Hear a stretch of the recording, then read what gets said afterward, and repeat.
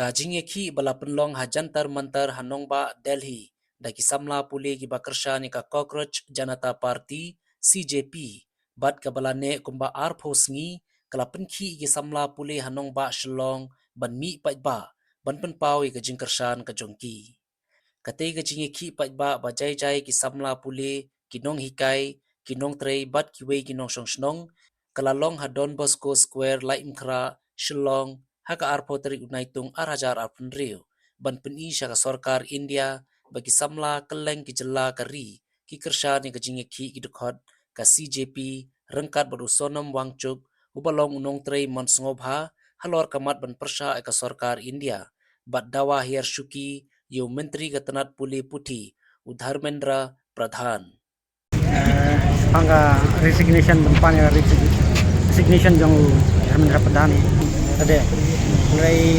ni support kene bro ni wan support ya Sonam Sarma lasyat khan la aku sitam te mereka government tang bawan yakran ro kampawan yakran te kale menti kene ni gum samlah kene ni mi ni ro la se na shikmat ni nyale te government exam prepare te ni kwa bangin long ta ni dei nei samlah bat ni long unemployed te la se lagi singin wan nyelam tep nilai lagi exam prepare te ngin kwa bangin long ta ni dei nei samlang bat ni long unemployed te asa lagi singin wan nyelam tep nilai lagi amar ba larangi snap along ba ngi hikaya ka go nya ka sarkar bagan le kumne te ngi kwa balong ta pengin ya asa kat bai lai bor asa ngi rang dei tang khna samla sa ngin pasca jumut diperkat radio kata tahan ring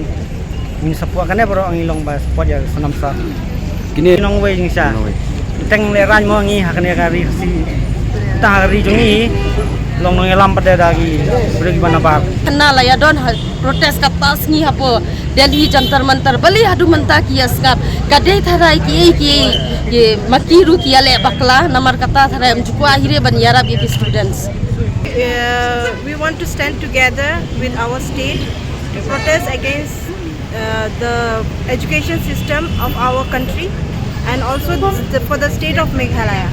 As we know that Meghalaya was previously known as for the toppest education system, but now as we see, it is going down.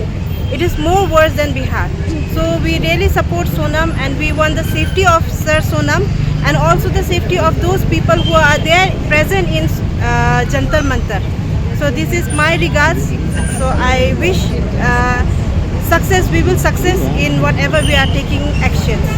Thank you. So in future, do you also plan to go to Jantar Mantar and protest? Yeah, if I get opportunity, surely I will go to support the team.